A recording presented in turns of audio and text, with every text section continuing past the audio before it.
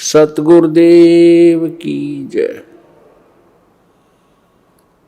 सर्वसंगत से प्रार्थना है, सत्संग प्रारंभ हो रहा है। कृपया सत्संग स्थल पर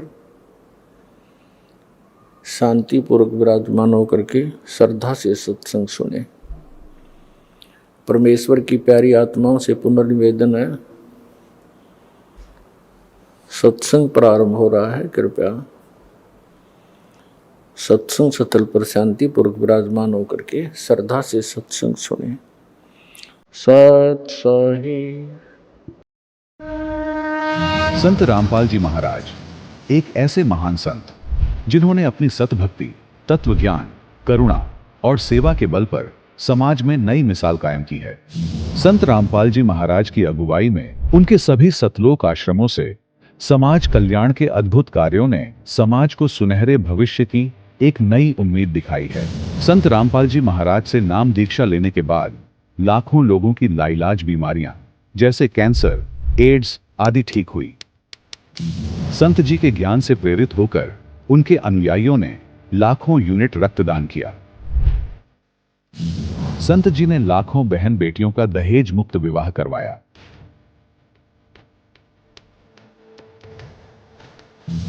संत जी ने लाखों लोगों का नशा छुड़वाया, करोड़ों उजड़े परिवार बसे। संत जी के आश्रमों में समागम के दौरान निःशुल्क नेत्र चिकित्सा, दंत चिकित्सा प्रदान की जाती है। संत रामपाल जी महाराज द्वारा समय समय पर पर्यावरण संरक्षण के उद्देश्य से बड़े स्तर पर वृक्षारोपण किया जाता है। संत जी ने जरूरतमंदों को तत्काल राहत पहुंचाने के लिए एम्बुलेंस सेवा शुरू की। संत जी अपने अनुयायियों को देहदान के लिए प्रेरित करते हैं, जिससे मानवता की सेवा और चिकित्सा क्षेत्र में सुधार हो सके। संत रामपाल जी महाराज के सभी आश्रमों में हर रोज निःशुल्क भंडारा आयोजित किया जाता है, जहां हर वर्ग, हर जाति और हर धर्म के लोग एक साथ बैठकर भोजन करते हैं।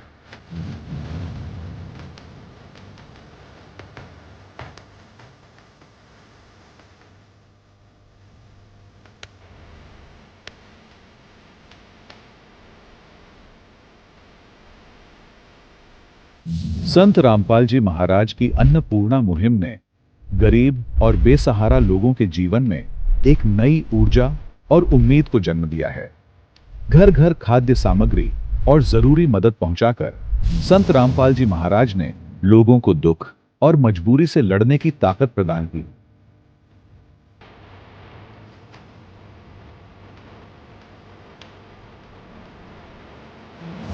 संत रामपाल जी महाराज द्वारा गरीब लोगों के लिए घर बनवाने का अद्भुत कार्य एक ऐसी मिसाल कायम कर रहा है जो सदियों सदियों संत जी की उदारता और दया भावना के तौर पर जाना जाएगा।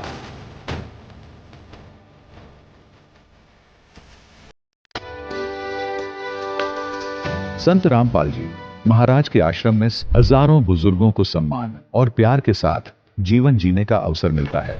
उनके खाने, रहने और स्वास्थ्य की पूरी जिम्मेदारी संत रामपाल जी महाराज उठाते हैं।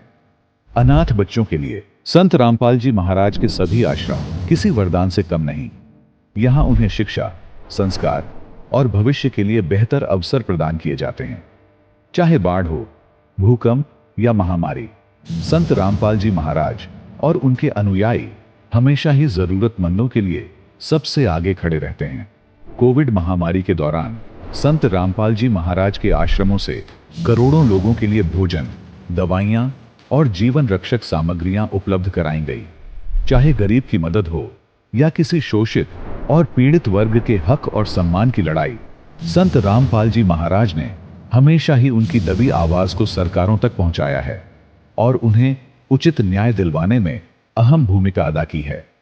समाज में आध्यात्मिक और सामाजिक मूल्यों के प्रति जागरूकता लाने में संत रामपाल जी महाराज हर कदम पर मानवता के सच्चे सेवक साबित हुए हैं। संत रामपाल जी महाराज का जीवन हमें सिखाता है कि सच्ची सेवा वही है जो निस्वार्थ भाव से की जाए।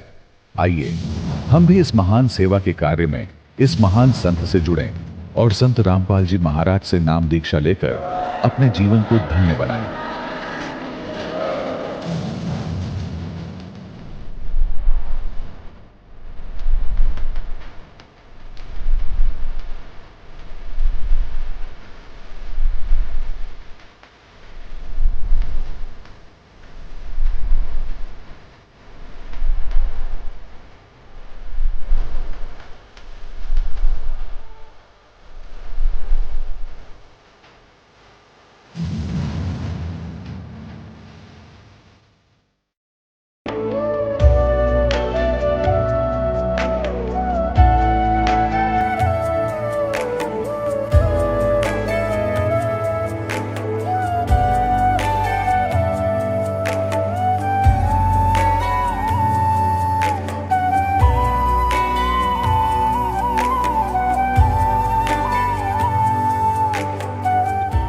परमात्मा पाप कर्म दंड को भी काट सकता है। अभी तक जिस भी संत व महापुरुष से मिले, उन्होंने यही बताया कि पाप कर्म फल भोगने से ही समाप्त होगा। वो प्रभु कौन है जो पाप कर्म को काट देता है, वो काल के बंधन से छुड़वा देता है? उसका क्या नाम है, पूजा की विधि क्या है? कृपया अवश्य सुनिए जगत गुरु तत्वदर्शी संत रामपाल जी महाराज के अमृत वचन। करवा चौथ प्रेम, त्याग और आस्था की वो सबसे बड़ी मिसाल, जिसे उत्तर भारत का लगभग हर घर पूरी शिद्दत से जीता है। एक ऐसा त्योहार जहां पत्नियां अपने पति की लंबी उम्र के लिए दिन भर भूखी प्यासी रहकर एक कठिन तप करती हैं। उम्मीद बस एक होती है कि उनका ये त्याग पति के लिए एक रक्षा कवच बनेगा। पर इस आस्था और उम्मीद के सिक्के का दूसरा पहलू क्या है? क्या वाकई किसी के अन्न जल त्याग देने से किसी की उम्र लंबी हो जाती है? ये सवाल तब और भी भयावह हो जाता है जब करवा चौथ का व्रत रखने के बावजूद किसी पत्नी का सुहाग उजड़ जाता है, जब पूरी श्रद्धा से की गई प्रार्थनाएं भी पति के प्राण नहीं बचा पाती। आखिर उस वक्त आस्था से जुड़े सवालों का जवाब कौन देगा? तो क्या यह सिर्फ एक अंधविश्वास का दीमक है जो हमारी परंपराओं को भीतर से खोखला कर रहा है, या इसके पीछे कोई और ही सच्चाई है? आज के इस स्पेशल एपिसोड में हम इसी आस्था की पड़ताल करेंगे। सवाल नंबर 1, आखिर इस व्रत की नींव कहां से पड़ी? इसका उद्देश्य क्या है? हमें बताया जाता है कि यह परंपरा मां पार्वती से शुरू हुई, जिन्होंने भगवान शिव के लिए यह व्रत रखा था। एक कहानी इसे देवताओं और राक्षसों के युद्ध से भी जोड़ती है, जहां ब्रह्मा जी के कहने पर देवियों ने अपने पतियों की रक्षा के लिए यह व्रत रखा और उनकी जीत हुई। और इसी आस्था के सहारे करवा यानी मिट्टी के बर्तन और चौथ यानी चतुर्थी के इस त्योहार का साल भर इंतजार होता है। हर सुहागिन की कामना बस एक होती है, पति की लंबी उम्र। लेकिन क्या यह कामना पूरी होती है? जब हमने इस व्रत की जड़ों को हमारे पवित्र धर्म ग्रंथों में खोजना शुरू किया, तो एक चौंकाने वाली बात सामने आई कि इस व्रत का जिक्र हमारे ही पवित्र शास्त्रों में कहीं नहीं मिलता। इसका मतलब साफ है, ये एक मनमाना आचरण है, एक लोक परंपरा जिसका धर्म से कोई लेना देना नहीं। और हमारे शास्त्र इस बात पर बिल्कुल स्पष्ट हैं कि जो साधना विधि विरुद्ध हो, उससे कोई लाभ नहीं हो सकता। सवाल नंबर 2, हमारे धर्म गुरु, हमारे कथावाचक, जिनकी बातें हम सिर झुकाकर सुनते हैं, वो तो सालों से इस व्रत का महिमा मंडन करते आ रहे हैं। तो क्या वो सब गलत हैं? क्या वो हमें जानबूझकर गुमराह कर रहे हैं? इसका जवाब कड़वा है, पर यही सच है। ये व्रत लोकवेद यानी सुनी सुनाई बातों और मान्यताओं का नतीजा है, और इसे फैलाने की जिम्मेदारी हमारे उन्हीं धर्मगुरुओं और कथावाचकों की है जिन्हें खुद धर्मशास्त्रों का पूरा ज्ञान नहीं है। ये हम हवा में नहीं कह रहे। अगर इन गुरुओं को पवित्र गीता जी का ही ज्ञान होता, तो वो कभी किसी को कोई भी व्रत रखने की सलाह नहीं देते, क्योंकि संत रामपाल जी महाराज अपने सत्संगों में बताते हैं कि श्रीमद् भगवद गीता तो साफ साफ व्रत रखने के लिए मना करती है। देखिए गीता जी के 6 अध्याय के 16वें श्लोक में फिर ये भी कहा कि अर्जुन, यह योग न तो बहुत खाने वाले का और न बिल्कुल न खाने वाले का। बहुत खाना तो यूँ है, पेट डली पक्का खा ले, अंगड़ाई टूटे, भक्ति हो को ना। और बिल्कुल न खाना, व्रत रखना। व्रत रखना भी गीता में मना है, और ये व्रत रखवाओ एकादशी का, ये कहाँ से लाए? और न बहुत सहन करने वाले, सोने वाले का, और न अधिक जागने वाले का सिद्ध होता। वही हमारे सूक्ष्म वेद में तो कहा गया है कि साधना का सही मार्ग संयम है, अन्न जल का त्याग नहीं। गरीब प्रथम अन्न जल संयम राखै, योग युक्त सब सतगुरु भाखै। यानी अन्न और जल का संयम करो, उसे सीमित मात्रा में ग्रहण करो, यही शास्त्र अनुकूल साधना है। तो फिर जो साधना शास्त्रों में है ही नहीं, उसे मनमाने ढंग से करने का नतीजा क्या होता है? पवित्र गीता जी के अनुसार ऐसी शास्त्र विरुद्ध साधना से कोई लाभ नहीं होता। यह सिर्फ एक व्यर्थ का शारीरिक कष्ट है, क्योंकि श्लोक नंबर 23 में कहा कि शास्त्र विधि को त्याग कर जो मनमाना आचरण करते हैं, ये देखिएगा गीता अध्याय नंबर 16 के श्लोक नंबर 23 में दिखाते हैं, 23 और 24 में। गीता अध्याय नंबर 16 के श्लोक नंबर हम दिखाते हैं आपको 23 में। जो पुरुष शास्त्र विधि को त्याग कर अपनी इच्छा से मनमाना आचरण करता है वह न सिद्धि को प्राप्त होता है, न परम गति को और न सुख को ही। अब 24 में बताया कि इससे तेरे लिए, छोड़ में जाएगा 24 वर्ष, इससे तेरे लिए कर्तव्य की अवस्था में कौन से कर्म करने चाहिए भक्ति के, कौन से ना करने चाहिए, शास्त्र ही प्रमाण है। ऐसा जानकर तू शास्त्र विधि से नियत कर्म करने योग्य है, यानी शास्त्रों में जो वर्णन है वही साधना कर, अन्य करेगा तो कोई लाभ नहीं होगा, यूजलेस। इसे एक सीधे से उदाहरण से समझिए। मान लीजिए एक पिता है, उसकी बेटी की शादी होती है। अब वो बेटी देखा देखी में अपने पति की लंबी उम्र के लिए खाना पीना छोड़ देती है और अपने ही पिता से प्रार्थना करती है कि मेरे पति की आयु बढ़ा दो। अब आप सोचिए, उस पिता के लिए उसकी बेटी जितनी प्यारी है उतना ही प्यारा उसका बेटा भी है। क्या वो पिता अपनी बेटी को भूखा देखकर उसके पति की उम्र बढ़ा देगा? कभी नहीं। ठीक यही रिश्ता हमारा और उस परमात्मा का है। हम सब उसके बच्चे हैं। तो वो परमात्मा भला किसी पत्नी के भूखा रहने से उसके पति की उम्र कैसे बढ़ा सकता है? लेकिन इसका मतलब ये नहीं कि लंबी उम्र पाना असंभव है। ये बिल्कुल संभव है, पर उसका रास्ता व्रत और भूखे रहने से नहीं, बल्कि परमात्मा की सच्ची भक्ति से होकर जाता है। और ये आयु कैसे बढ़ सकती है, इसके प्रमाण भी हमारे वेदों में ही दर्ज हैं, जिसका रहस्य संत रामपाल जी महाराज ने अपने सत्संगों में खोल रखा है। सूक्ष्म वेद में एक बेहद चौंकाने वाली बात कही गई है। कहा गया है कि जो करवा चौथ का व्रत करते हैं और इसकी कथा कहते सुनते हैं, वे अगले जन्म में गधा बनते हैं। देखिए, सूक्ष्म वेद यानी अमर ग्रंथ साहिब से संत रामपाल जी का यह अनमोल सत्संग। तीर्थ व्रत करे जो प्राणी, तिनकी छूटत है नहीं खानी। ये 14 नौमी 12 व्रतम, जिनसे जम जौरानी डरतम। कर एकादशी संजम सोई, करवा चौथ गदेरी होई। 8 साते करे कंदूरी, सो तो बने नीच गरसूरी। अपने आत्माओं कितनी गजब की बात की है, भगवान ने कमाल कर रखा है कि ये 14 नौमी 12 का कोई भी किसी प्रकार का व्रत है, जो ये करते हो इससे काल के दूत नहीं डरेंगे, तुम्हारी चोटी पकड़ कर ले जाएंगे। ये साधना ठीक नहीं। करें एकादशी संजम सोई, करवा चौथ गदेरी होई। होय होय। एकादशी का व्रत रखने वाले और करवा चौथ का व्रत रखने वाली बहन बेटियां कहते हैं ये अगले जन्म में गधी की योनि में जाएंगी।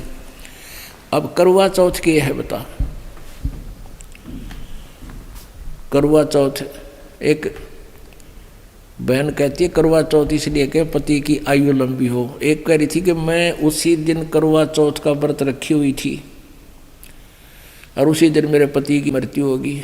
इस करवा चौथ ने कति ढाल नहीं अड़ाई।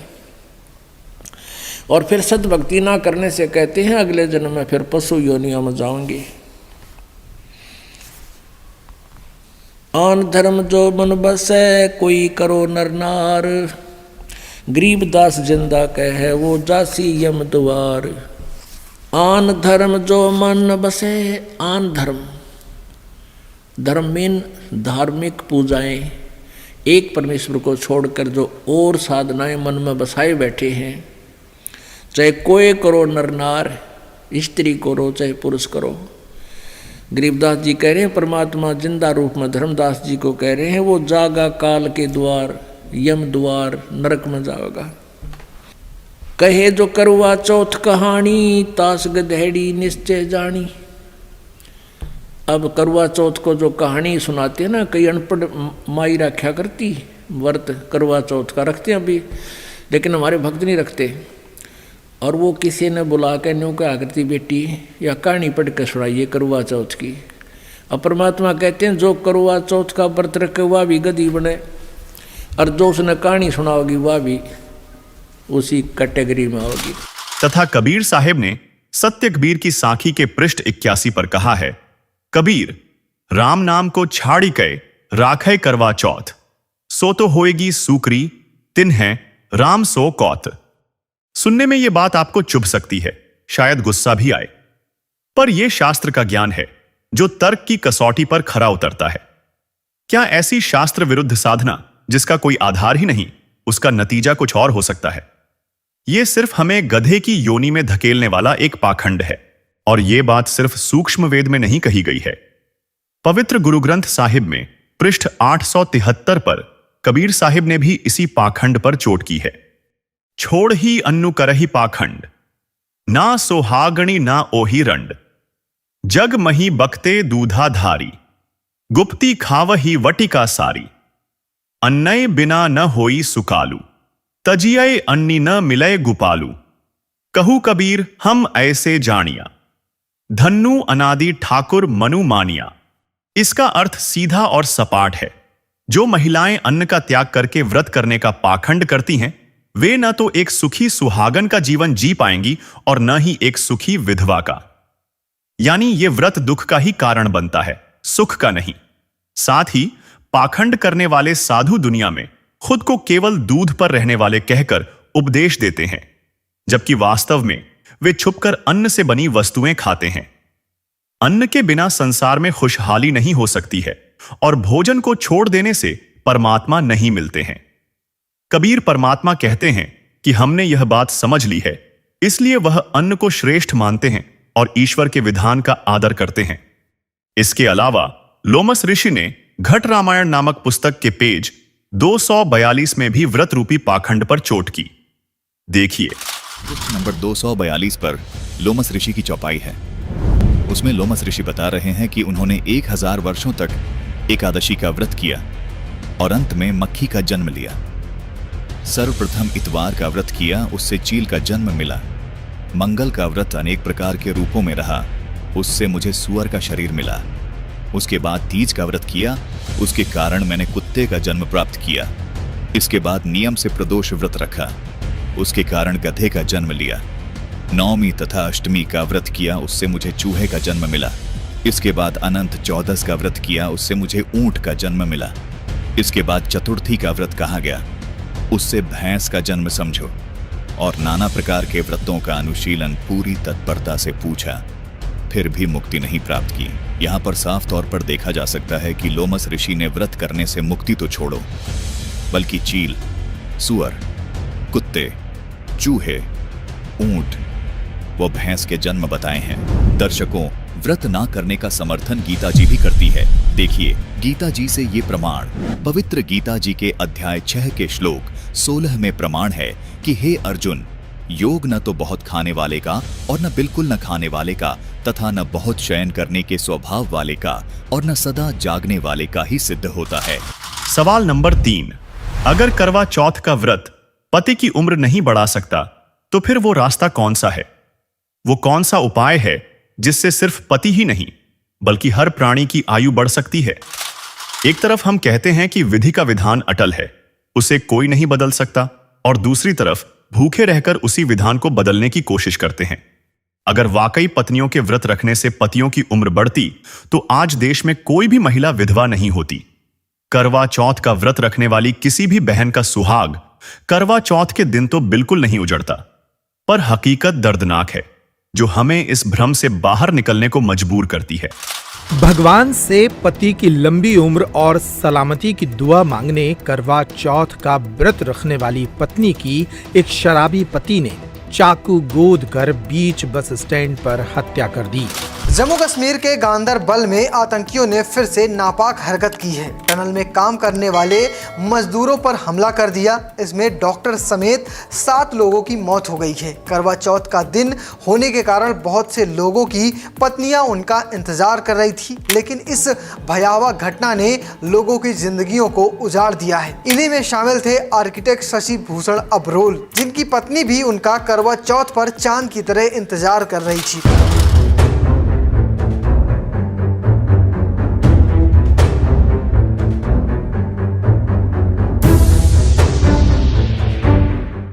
करवा चौथ के दिन पत्नी अपने पति की लंबी उम्र के लिए व्रत रखती है, लेकिन करनाल में पत्नी और पति की खुशियों को एक रोड एक्सीडेंट ने हमेशा के लिए ग्रहण लगा दिया। करवा चौथ के दिन ही सड़क हादसे में पत्नी की मौत हो गई, जबकि पति गंभीर रूप से घायल हो गया। हादसा करनाल में मेरठ रोड के फ्लाईओवर पर हुआ। बाला अपने पति के साथ बाइक पर सवार होकर किसी रिश्तेदार के घर पर जा रही थी, लेकिन उसी दौरान हादसा हो जाता है। महिला और उसका पति बाइक पर सवार थे और पीछे से आ रहे ट्रक ट्रॉले ने बाइक को टक्कर मार दी, जिसके बाद महिला ने मौके पर ही दम तोड़ दिया। इस हादसे के बाद ट्रक ड्राइवर मौके से फरार हो गया। बता दें, करवा चौथ के पर्व पर पति पत्नी की दर्द भरी मौत की कहानी हरमाड़ा इलाके की नांगल गांव की घटना है। पत्नी ने ट्रेन के आगे छलांग लगाकर आत्महत्या की तो पति ने घर पर आकर पंखे से फांसी का फंदा लगा लिया। घनश्याम बुनकर और पत्नी मोना के रूप में मृतकों की पहचान यहां पर हुई है। दरअसल कीर्ति नगर निवासी मनदीप कौर की देर रात मौत हो गई है। करवा चौथ मनाकर पति और बच्चों के साथ घूमने के लिए गई थी मनदीप। मित्तल अस्पताल के नजदीक बाइक सवार ने टक्कर मारी है, जिसमें मनदीप की मौत हो गई। करवा चौथ पर एक महिला की मौत की खबर आपको अजमेर से बता रहे हैं। तो फिर रास्ता क्या है? पति की उम्र या किसी भी प्राणी की उम्र कैसे बढ़ेगी? संत रामपाल जी महाराज बताते हैं कि इसका जवाब हमारे वेदों में साफ साफ लिखा है।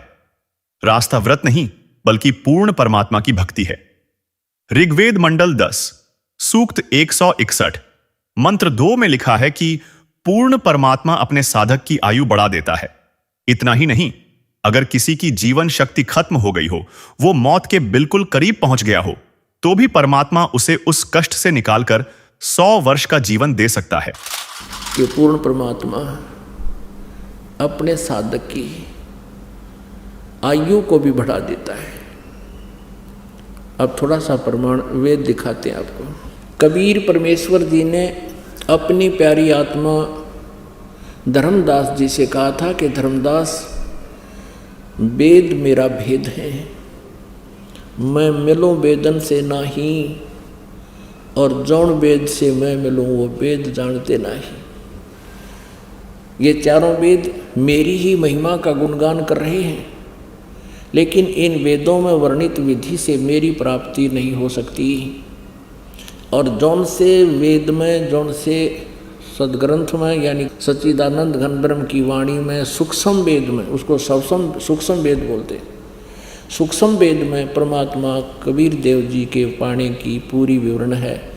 और वो वाणी, वो सूक्ष्म वेद परमात्मा ने अपने मुख कमल से, अपने मुखारविंद से स्वयं ही बोलकर सुनाया और लिपिबद्ध करवाया हुआ है। यही प्रमाण गीता जी अध्याय नंबर 4 के श्लोक नंबर 32 में है कि अभी तक अर्जुन, तूने अध्याय 4 के 25 से लेकर 31 तक श्लोकों में जो भी जिस इस प्रकार की साधनाएं साधक करते हैं वो देखी सुनी, लेकिन उस सच्चिदानंद घन ब्रह्म की वाणी में ब्रह्मणे मुखे इन अज्ञानी अनुवादकर्ताओं ने यहाँ गलत कर रखा अनुवाद गलत कर रखा है। ब्रह्मणे मुखे का अर्थ लिख दिया इन्होंने वेद की वाणी नहीं, सच्चिदानंद घन ब्रह्म की वाणी। गीता जी अध्याय नंबर 17 के श्लोक नंबर 23 में ब्रह्मणे का अर्थ इन्होंने लिखा है सच्चिदानंद घन ब्रह्म, अर्थात परम अक्षर ब्रह्म। यहाँ चौथे अध्याय के 32वें श्लोक में ब्रह्मणे मुखे का अर्थ है सच्चिदानंद घन ब्रह्म की वाणी, यानी कबीर वाणी में, सूक्ष्म वेद में बहुत विस्तार के साथ आध्यात्मिक यज्ञों की जानकारी है। यज्ञ माने धार्मिक अनुष्ठानों की जानकारी है, वो तत्व ज्ञान है। गीता जी अध्याय नंबर 4 के श्लोक नंबर 34 में कहा कि उस तत्व ज्ञान को जो सूक्ष्म वेद में है, तत्वदर्शी संतों के पास जाकर समझ। वो तत्वदर्शी संत उस परमात्म तत्व के बारे में जानकारी देंगे। तो उस परमेश्वर ने कहा था कि जौन वेद से मैं मिलूं वो सूक्ष्म वेद है, वो सच्चिदानंद घन ब्रह्म की वाणी है।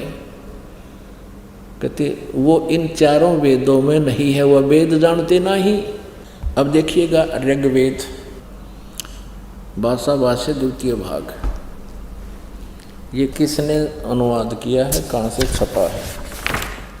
प्रकाशक हैं पंडिता राकेश रानी,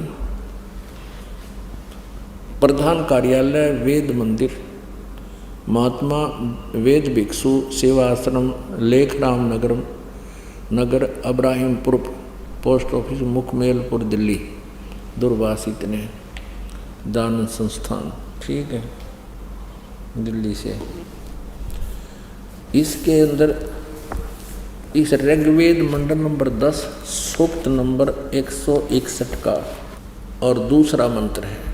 ऋग्वेद मंडल नंबर 10 सूक्त 161 ये देखिएगा, ये 161वां सूक्त है और इसका मंत्र नंबर 2 है।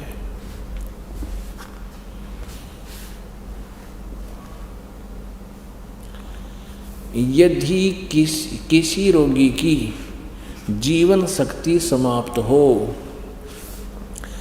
यदि वह सीमा से भी परे हो गया है, यदि वह मृत्यु के सन्निकट चला गया है, तो भी उसे मैं भारी कष्टप्रद रोग के पंजे से मुक्त कराऊं तथा उसे 7 वर्ष के जीवन हेतु 100 वर्ष के जीवन हेतु सत सरदाए, यानी 7 माने 100, शरद माने सर्दी ऋतु, नो का कारण इसने 40 दिवाली खा रखी है।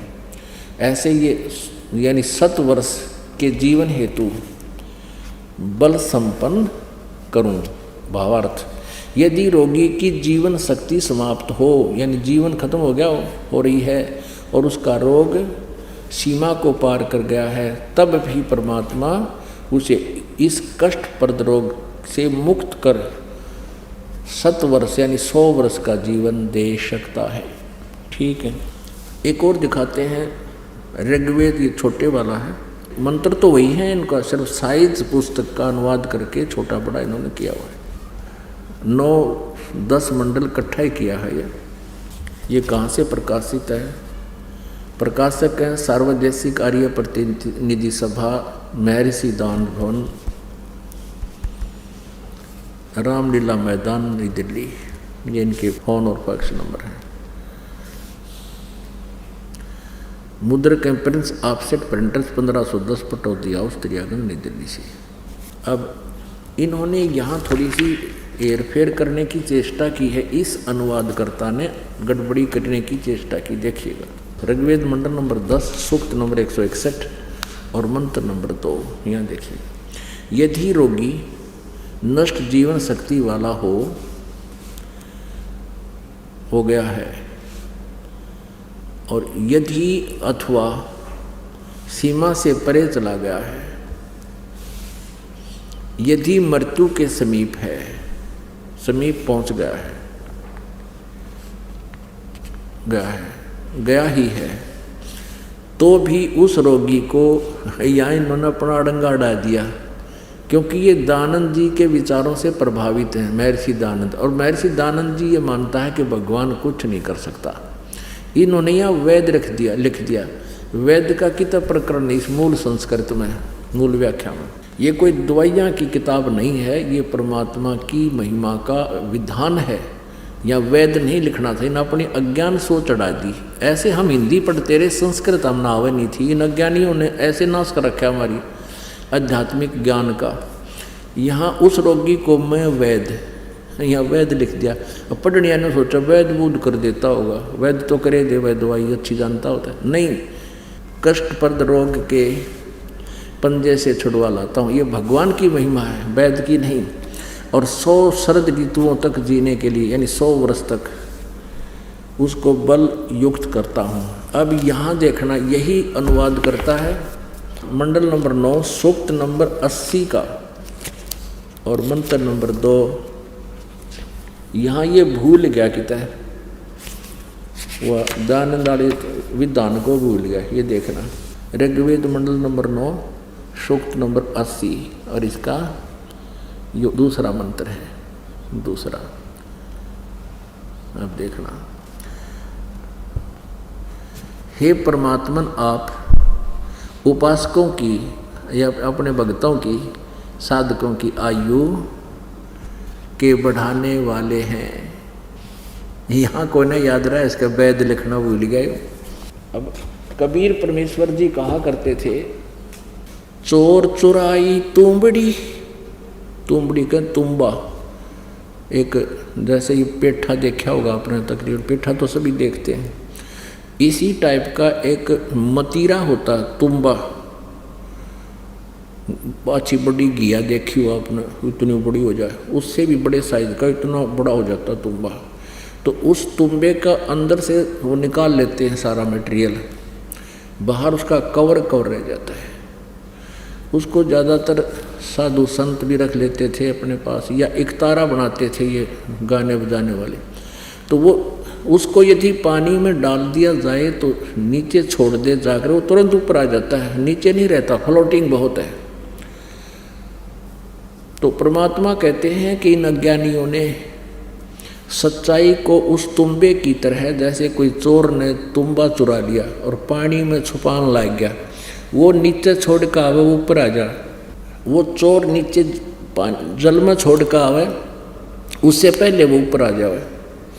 तो परमात्मा कहते हैं चोर चुराई तुंबड़ी और छुपावे पानी में, वो छुपावे वह ऊपर आवे, न सच्चाई छानी ना।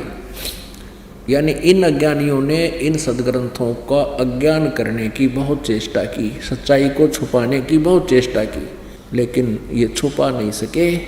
कहीं ना कहीं से ये सच्चाई ऊपर आ ही गई। तो ये कबीर परमेश्वर है जो हमारी आयु भी बढ़ा सकते हैं, हमारे रोग का नाश भी कर सकते हैं, और ये हमारे अशुभ संस्कारों को भी नाश कर सकते हैं। यही प्रमाण सामवेद मंत्र संख्या 822 में भी मिलता है, जहां लिखा है कि अविनाशी कबीर परमेश्वर गुरु रूप में आकर अपने भक्त को नाम मंत्र देकर उसके जीवन श्वासों को अपने भंडार से बढ़ा देता है। इसका मतलब साफ है, लंबी उम्र का आशीर्वाद वेदों में प्रमाणित सच्ची भक्ति से ही मिल सकता है। सवाल नंबर 4। सवाल सिर्फ लंबी उम्र का नहीं, सवाल अमर होने का है। क्या यह मुमकिन है? हमारी दुनिया की कहानी उन ऋषि मुनियों की कहानियों से भरी पड़ी है जिन्होंने अमर होने के लिए हजारों साल तपस्या की, लेकिन अंत में उन्हें भी यह शरीर छोड़कर जाना पड़ा। आखिर क्यों? क्योंकि वे सब उसी जाल में फंसे थे जिसे काल ब्रह्म और देवी दुर्गा ने मिलकर बुना है। वे ब्रह्मा, विष्णु, शिव या देवी दुर्गा की पूजा करते रहे, जबकि ये देवता तो खुद उस काल की कठपुतली मात्र हैं। वे किसी के भाग्य को बदल ही नहीं सकते। गीता अध्याय 7 श्लोक 10 व 11 में कहा है। 7वें में क्या कहा कि अर्जुन, मैं बुद्धिमानों की बुद्धि और बलवानों का बल हूँ, संपूर्ण प्राणियों का सनातन बीज मुझको जान, और बुद्धिमानों में बुद्धि, तेजस्वियों का तेज मैं ही हूँ। और 11वें में क्या कहा है कि हे भरत श्रेष्ठ, मैं बलवानों का आसक्ति और कामनाओं से रहित बल अर्थात सामर्थ्य हूँ। कहने का भाव ये है कि मैं बलवानों का बल और बुद्धिमानों की बुद्धि इनकी मेरे हाथ में है। जैसे महाभारत के अंदर अर्जुन को बल दे दिया, ना जाने कितनी हत्या कर डाली, और जब श्री कृष्ण जी का वध कर दिया एक शिकारी ने, और सारे यादव लड़के मर गए कट के जमुना के किनारे पे, तो फिर अर्जुन सभी गोपियों को लेकर आ रहा था, द्वारका की सभी स्त्रियों को कृष्ण जी के आदेश अनुसार। उसके पास वही धनुष था जो महाभारत में उसने करोड़ों जीव मार दिए थे, और रास्ते में भी लोनो पीटा, सारी कुछ औरतों को भी ले गए घसीट के, उनके गहने तोड़ ले गए, लूट ले गए। अर्जुन खड़ा खड़ा कांपा, उसका हाथ नहीं उठा। तो जब वो जा लिए, जब उसकी बुद्धि ने काम किया कि कृष्ण ने हमारे साथ सदा धोखा ही धोखा दिया, जब मुझसे नाश कराना था महाभारत में, जब तो ताकत दे दी, ना जाने कितने जीव मार दिए मैंने कति उछल उछल के, और आज मैं खड़ा खड़ा पिट रहा हूँ, मेरे हाथ भी ना उठते। तो यहाँ परमात्मा कहता है तुमने नंबर गलत मिला रखा है, तुम श्री कृष्ण को दोष दे रहे हो। श्री कृष्ण दोष ये नहीं था, ये काल है सारा जड़, इस बीमारी की जड़ ये काल है, ये करवा रहे। ये खुद कहता है बुद्धिमानों की बुद्धि और बलवानों का बल मैं हूँ। श्री रामचंद्र जी की सीता उठी विष्णु जी की, अब उसने खुद नहीं मालूम सीता ने कौन उठा ले गया, बुद्धि ऑफ कर दी।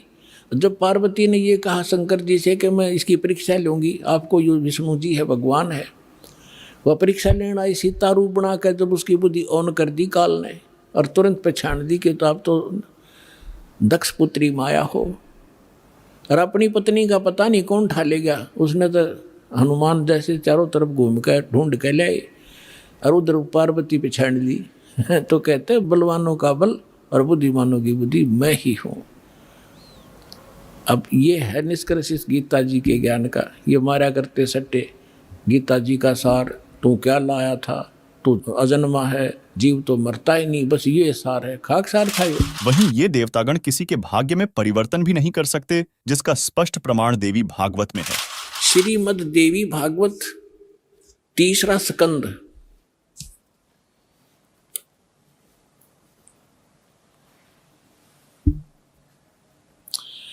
ये गीता प्रेस गोरखपुर से प्रकाशित है। ये देखिएगा,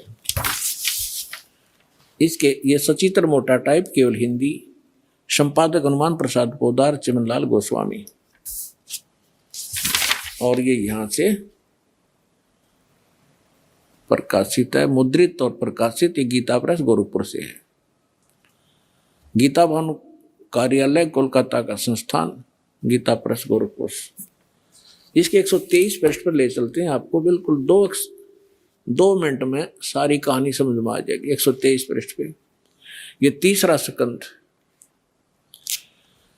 भगवान विष्णु अपनी माता दुर्गा की महिमा स्तुति करते हुए, उनकी स्तुति करते हुए बोल रहे हैं, तुम शुद्ध स्वरूपा हो, यह सारा संसार तुम इसे उद्भासित हो रहा है। मैं ब्रह्मा और शंकर, हम सभी तुम्हारी कृपा से विद्यमान हैं। हमारा आविर्भाव माने जन्म, तिरोभाव माने मृत्यु। हमारा तो जन्म और मृत्यु हुआ करता है, केवल तुम ही नित्य हो, जगत जननी हो, प्रकृति और सनातनी देवी हो। ये प्रकृति शब्द याद रखना कि दुर्गा को प्रकृति भी कहते हैं।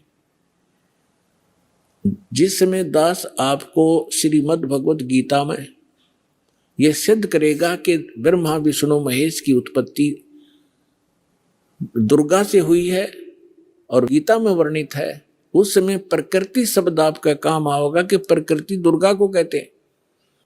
गीता के अंदर 2 प्रकृति बताई है, एक तो जड़ जैसे ये अग्नि वायु हवा आदि, और एक चेतन ये दुर्गा प्रकृति है। तो इसलिए कहते हैं तुम आप ही प्रकृति हो। और फिर भगवान शंकर क्या कहते हैं, देखिएगा। भगवान शंकर बोले, देवी यदि महाभाग विष्णु तुम्ही से प्रकट हुए हैं, उनके बाद उत्पन्न होने वाले ब्रह्मा भी तुम्हारे बालक हुए, फिर मैं तमोगुणी लीला करने वाला, क्या मैं तमोगुणी लीला करने वाला शंकर क्या तुम्हारी संतान नहीं हुआ? अर्थात मुझे भी उत्पन्न करने वाली तुम ही हो शिवे।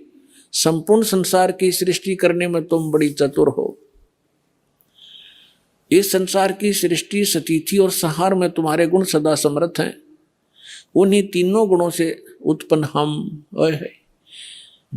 हम ब्रह्मा विष्णु एवं शंकर नियमानुसार कार्य में तत्पर रहते हैं। अपने आत्माओं, इस पवित्र पुराण के चंद पंक्तियों ने 4-5 कंसेप्ट क्लियर कर दिए। नंबर 1, ब्रह्मा विष्णु महेश की जन्म मृत्यु होती है, ये अविनाशी नहीं है। दूसरा ये कर दिया कि दुर्गा प्रकृति को कहते हैं। तीसरा ये हो गया कि प्रकृति दुर्गा इनकी माँ है। और चौथा ये हो गया कि रजगुण ब्रह्मा है, सतगुण विष्णु, तमगुण शिव जी।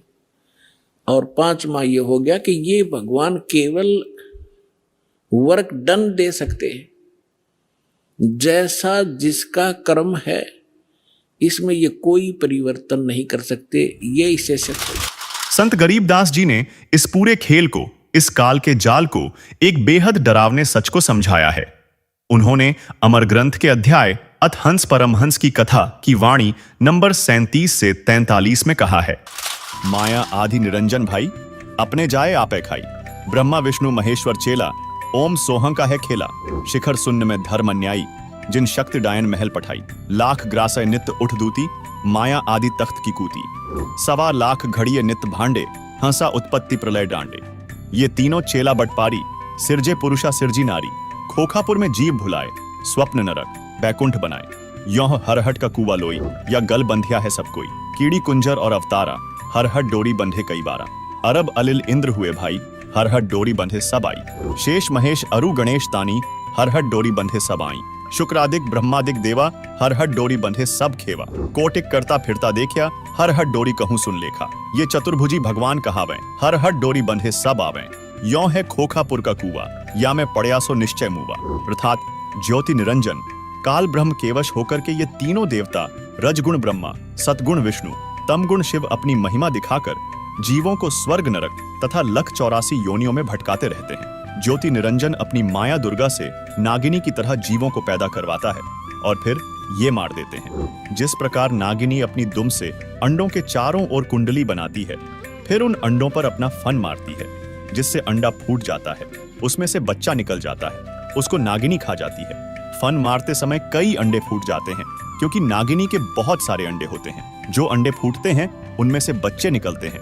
यदि कोई बच्चा कुंडली सर्पणी की दुम के घेरे से बाहर निकल जाता है तो वह बच्चा बच जाता है, नहीं तो कुंडली में वह नागिनी छोड़ती नहीं। जितने बच्चे उस कुंडली के अंदर होते हैं उन सबको खा जाती है। जो साधक काल ब्रह्म यानी ज्योति निरंजन देवी दुर्गा तथा ब्रह्मा, विष्णु, शिव तथा अन्य देवताओं तक की भक्ति करते हैं, वे काल ब्रह्म रूपी नागिनी के घेरे यानी जन्म मरण के चक्र में काल लोक में रह जाते हैं, जिनको काल ज्योति निरंजन खाता है। फिर संत गरीबदास जी महाराज ने कहा है, गरीब माया काली नागनी अपने जाए खात, कुंडली में छोड़े नहीं 100 बातों की बात। जो साधक काल ब्रह्म देवी दुर्गा या ब्रह्मा, विष्णु, शिव तक की भक्ति करते हैं, वो इसी नागिनी की कुंडली यानी जन्म मरण के चक्र से बाहर नहीं निकल पाते। खुद ब्रह्मा, विष्णु, महेश भी इसी चक्कर में बंधे हैं, अवतार लेते हैं और जन्म मृत्यु भोगते रहते हैं। कुछ लोग ब्रह्म की साधना करते हैं, ओम मंत्र का जाप करते हैं, जिससे वे ब्रह्मलोक तक पहुंच जाते हैं। लेकिन पवित्र गीता अध्याय 8 श्लोक 16 में खुद ब्रह्म कहता है कि ब्रह्मलोक से लेकर सब लोक नाशवान हैं, यानी वहां जाकर भी अमर होना असंभव है। तो फिर वो रास्ता कौन सा है? इसका जवाब भी पवित्र गीता में ही छिपा है। संत रामपाल जी महाराज बताते हैं कि गीता अध्याय 18 श्लोक 62 में साफ कहा गया है कि अगर परम शांति चाहिए, जन्म मरण से छुटकारा चाहिए, तो उस परमेश्वर की शरण में जा। ये परमेश्वर है परम अक्षर ब्रह्म। और इस तक पहुंचने का रास्ता गीता अध्याय 15 श्लोक 4 में बताया गया है कि तत्वदर्शी संत के मिलने के बाद ही उस परम पद को खोजा जा सकता है, जहां जाने के बाद साधक कभी लौटकर इस दुनिया में नहीं आता। यही वो अमर लोक है, वो सनातन परम धाम, जहां जन्म, मृत्यु और बुढ़ापे का कोई कष्ट नहीं है। संत गरीबदास जी ने उसी अमर देश के बारे में कहा है, माया आदि निरंजन भाई, अपने जाए आपे खाई। ब्रह्मा विष्णु महेश्वर चेला, ओम सोहं का है खेला। शिखर शून्य में धर्म अन्यायी, जिन शक्ति डायन महल पठाई। लाख ग्रासय नित्य उठ दूती, माया आदि तख्त की कूती। 1.25 लाख घड़िए नित्य भांडे, हंसा उत्पत्ति प्रलय डांडे। ये तीनों चेला बटपारी, सिरजे पुरुषा सिरजी नारी। खोखापुर में जीव भुलाए, स्वप्न नरक बैकुंठ बनाए। यों हरहट का कुआ लोई, या गल बंधिया है सब कोई। कीड़ी कुंजर और अवतारा, हरहट डोरी बंधे कई बारा। अरब अलिल इंद्र हुए भाई, हरहट डोरी बंधे सब आई। शेष महेश अरु गणेश तानी, हरहट डोरी बंधे सब आई। शुक्रादिक ब्रह्मादिक देवा, हरहट डोरी बंधे सब खेवा। कोटिक करता फिरता देखिया, हरहट डोरी कहूं सुन लेखा। ये चतुर्भुजी भगवान कहावें, हरहट डोरी बंधे सब आवें। यों है खोखापुर का कुआ, या मैं पड़या सो निश्चय मुआ। अर्थात ज्योति निरंजन काल ब्रह्म केवश होकर के ये तीनों देवता रजगुण ब्रह्मा, सतगुण विष्णु, तमगुण शिव अपनी महिमा दिखाकर जीवों को स्वर्ग नरक तथा लख 84 योनियों में भटकाते रहते हैं। ज्योति निरंजन अपनी माया दुर्गा से नागिनी की तरह जीवों को पैदा करवाता है और फिर ये मार देते हैं। जिस प्रकार नागिनी अपनी दुम से अंडों के चारों ओर कुंडली बनाती है, फिर उन अंडों पर अपना फन मारती है, जिससे अंडा फूट जाता है, उसमें से बच्चा निकल जाता है, उसको नागिनी खा जाती है। फन मारते समय कई अंडे फूट जाते हैं क्योंकि नागिनी के बहुत सारे अंडे होते हैं। जो अंडे फूटते हैं उनमें से बच्चे निकलते हैं। यदि कोई बच्चा कुंडली सर्पणी की दुम के घेरे से बाहर निकल जाता है तो वह बच्चा बच जाता है, नहीं तो कुंडली में वह नागिनी छोड़ती नहीं। जितने बच्चे उस कुंडली के अंदर होते हैं उन सबको खा जाती है। जो साधक काल ब्रह्म यानी ज्योति निरंजन देवी दुर्गा तथा ब्रह्मा, विष्णु, शिव तथा अन्य देवताओं तक की भक्ति करते हैं, वे काल ब्रह्म रूपी नागिनी के घेरे यानी जन्म मरण के चक्र में काल लोक में रह जाते हैं, जिनको काल ज्योति निरंजन खाता है। तो इस अमर लोक का रास्ता करवा चौथ के व्रत से नहीं बल्कि तत्वदर्शी संत से नाम लेकर उस सच्चे परमात्मा की भक्ति से शुरू होता है। वो रास्ता जो हमें हमेशा के लिए जन्म और मृत्यु के इस चक्रव्यूह से बाहर निकाल सकता है। सवाल नंबर 5, ये परम अक्षर ब्रह्म, ये सनातन पूर्ण परमात्मा आखिर है कौन और इसका प्रमाण कहां है? किस ब्लैक बॉक्स में बंद है ये जानकारी? संत रामपाल जी महाराज का कहना है कि जवाब के लिए हमें कहीं और नहीं बल्कि अपने ही सबसे पुरातन और प्रामाणिक धर्म ग्रंथों हमारे वेदों की ओर लौटना होगा। जब हमने वेदों के पन्नों को खंगाला तो एक ऐसा नाम बार बार सामने आया जिसे आज तक हमसे छिपाया गया।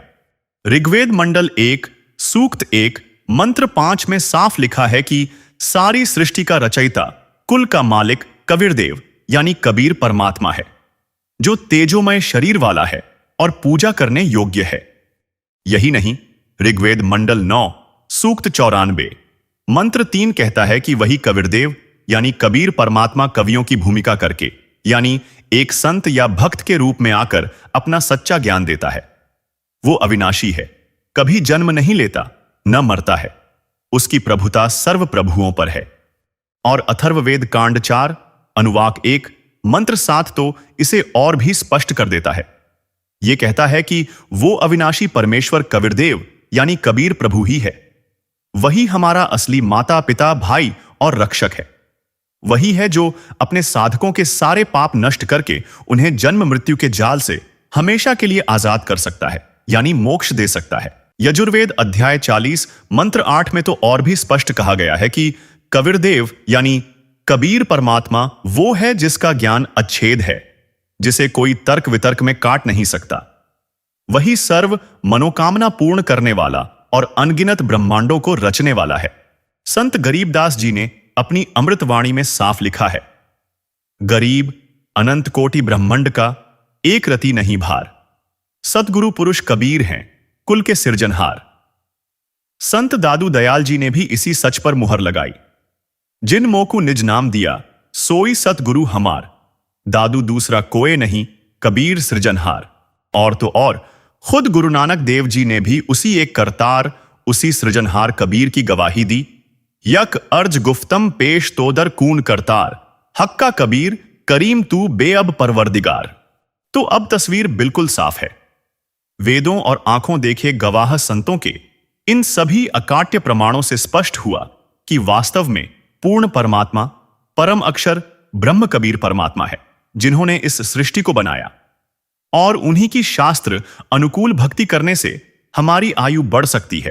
तथा सच तो यह है कि पृथ्वी लोक, स्वर्ग लोक और पाताल लोक के सभी प्राणी जन्म मृत्यु में हैं। केवल सतलोक ही अमर लोक है, जहां जाने के बाद प्राणी कभी लौटकर जन्म मृत्यु में नहीं गिरता। व्रत रखना, भूखे प्यासे रहकर अपनी जिद परमात्मा से मनवाने की कोशिश करना, ये सब शास्त्र विरुद्ध पूजाएं हैं। इसलिए आपसे निवेदन है, अपना कीमती समय और ये अनमोल मनुष्य जीवन बर्बाद न करें। हम सब यहां काल के जाल में फंसे हैं। न जाने कितने जन्मों के कष्ट भोगने के बाद ये एक मौका मिला है, इसे व्यर्थ मत जाने दीजिए। समय रहते जाग जाइए और तत्वदर्शी संत की तलाश करके पूर्ण परमात्मा की सतभक्ति कीजिए। आज पूरी दुनिया में एकमात्र तत्वदर्शी संत सतगुरु रामपाल जी महाराज हैं, जो इन्हीं सदग्रंथों से प्रमाणित ज्ञान बता रहे हैं। आप उनके आध्यात्मिक सत्संगों को संत रामपाल जी महाराज YouTube चैनल पर प्रतिदिन सुनकर उनसे नाम दीक्षा लेकर अपने इस मानव जीवन का कल्याण करवा सकते हैं। अब आपको कुछ भक्तों के अनुभव दिखाते हैं। परमात्मा कबीर परमेश्वर की शरण माने के बाद उनको कैसे सुख मिले, पहले वो कितने कष्ट से जीवन जी रहे थे और परमात्मा ने आज उनको हाथों पर रख लिया। समर्थ का शरणा गहो रंगहोरी हो और कभू न हो काज राम रंगहोरी। सत साहिब दर्शकों, कर्नाटक के प्रसिद्ध भविष्य वक्ता योगी नारायण जी ने भविष्यवाणी की थी कि एक महान संत के द्वारा दिए गए तारक मंत्र से असाध्य रोग भी ठीक हो जाएंगे और व्यक्ति को प्रारब्ध कर्मों के पापों का फल नहीं भोगना पड़ेगा। आज उस भविष्यवाणी के अनुरूप एक महापुरुष के सानिध्य में कई लोग लाइलाज बीमारियों से मुक्ति पा रहे हैं। इसका एक जीता जागता उदाहरण है हरियाणा के ईश्वर जी, जो जानलेवा रोग कैंसर से पीड़ित थे। इलाज के लिए इन्होंने कई अस्पतालों के चक्कर लगाए, लेकिन डॉक्टरों ने साफ कह दिया था कि इनका कैंसर ऐसे पड़ाव पर है कि अब ये खाना भी नहीं खा सकते। जब ईश्वर जी ने डॉक्टरों को भी अपने रोग के आगे हार मानते देखा तो इन्होंने आध्यात्मिक मार्ग अपनाने का निर्णय लिया। अपने रिश्तेदार के सुझाव पर ये उस महान संत के चरणों में पहुंचे जिनका उल्लेख दुनिया भर के भविष्यवक्ताओं की भविष्यवाणियों में किया गया है।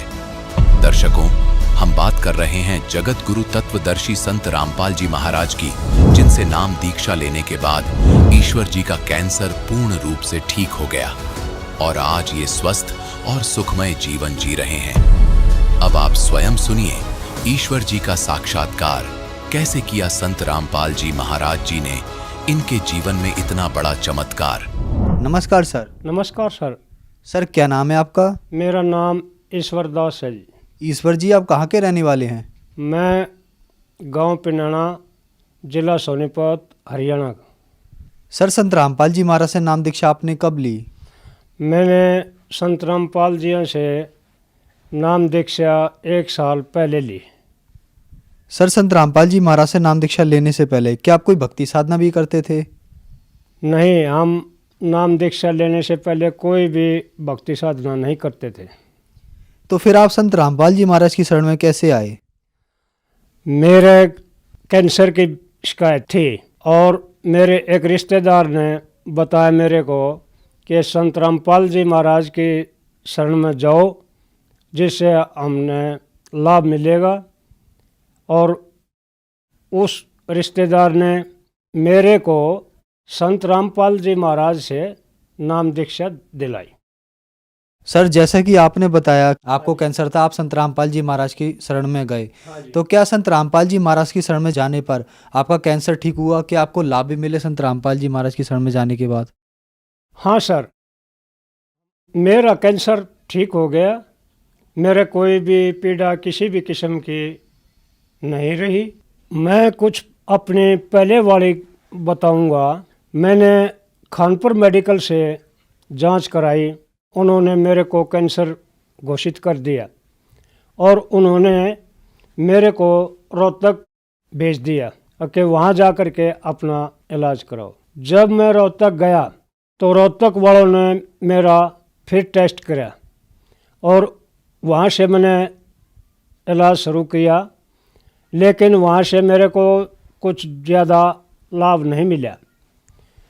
उसके बाद मैं बीकानेर हॉस्पिटल गया और बीकानेर से मैं दवाई लेता रहा और इलाज चलता रहा। उधर से डॉक्टरों ने मेरे को कहा कि हमने जो अपना इलाज था वो आखिरी हद तक पहुंचा दिया है, आखिर में सेक लगवानी पड़ेगी।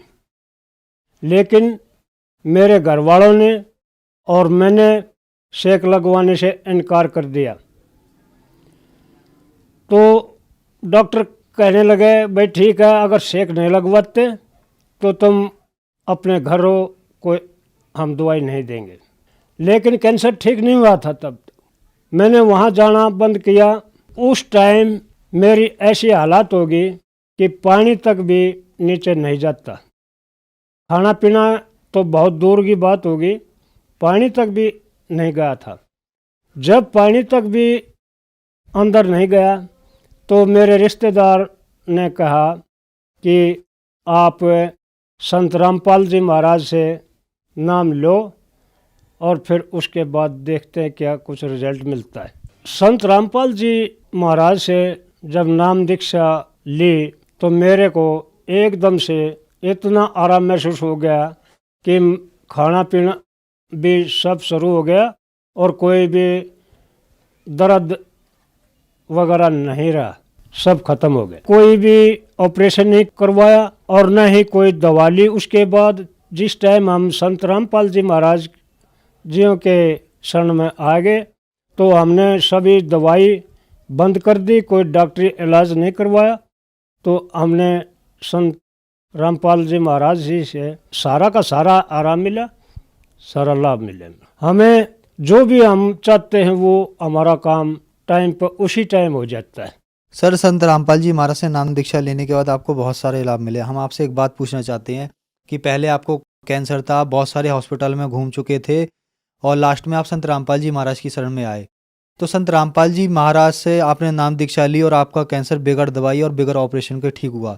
तो संत रामपाल जी महाराज में ऐसी क्या शक्ति है, ऐसी क्या बात है जो आप लोगों की लाइलाज बीमारियां ठीक हो जाती हैं?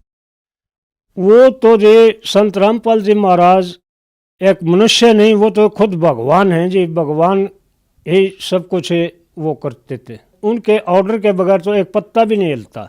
जब भगवान ऑर्डर देते हैं तो उसका सभी काम सिद्ध हो जाता है।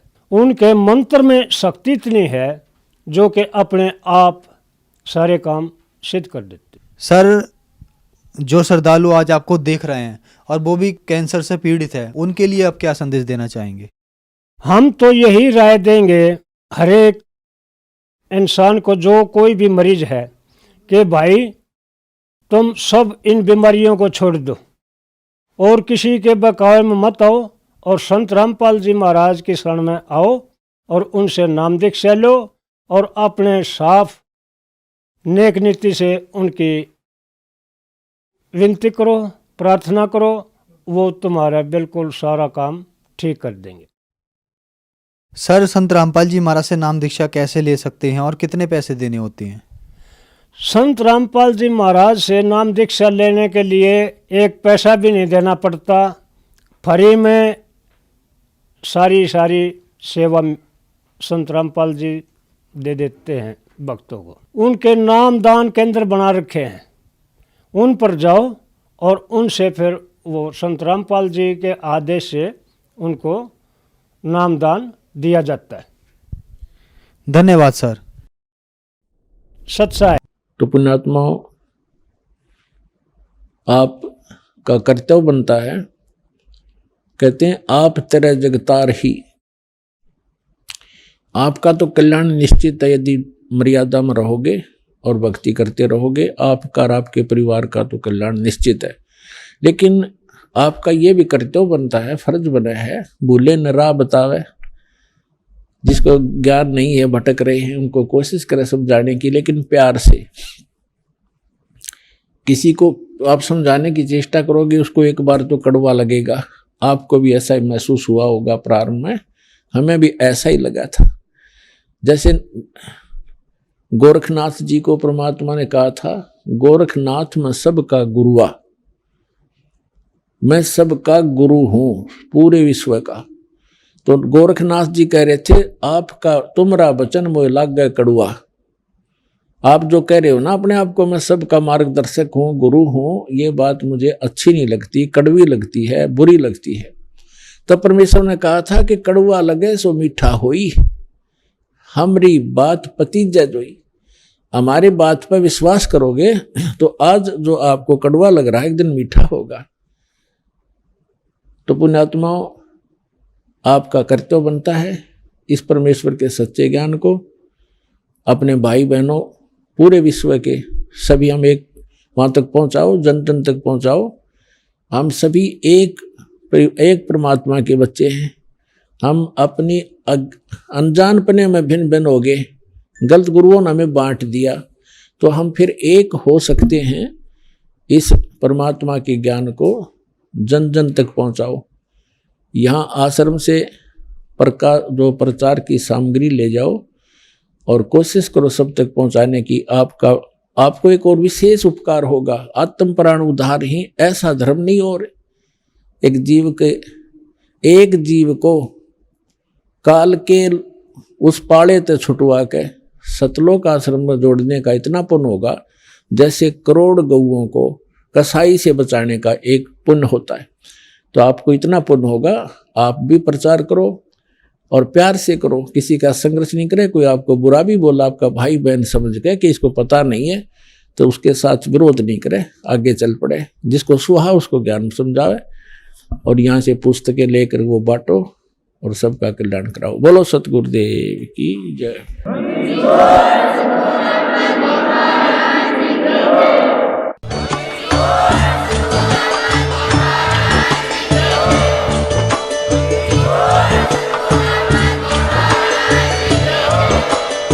आप सुन रहे थे जगत गुरु तत्वदर्शी संत रामपाल जी महाराज जी के मंगल प्रवचन। अधिक जानकारी के लिए विजिट कीजिए हमारी वेबसाइट www.jagatgururampalji.org। संत रामपाल जी महाराज जी के शुभ आशीर्वाद से पूरे विश्व भर में 500 से भी ज्यादा नाम दीक्षा केंद्र हैं, जिन पर संत रामपाल जी महाराज जी द्वारा ऑनलाइन निशुल्क नाम दीक्षा दी जा रही है। अपने नजदीकी नाम दीक्षा केंद्र का पता करने के लिए संपर्क करें 8222880541।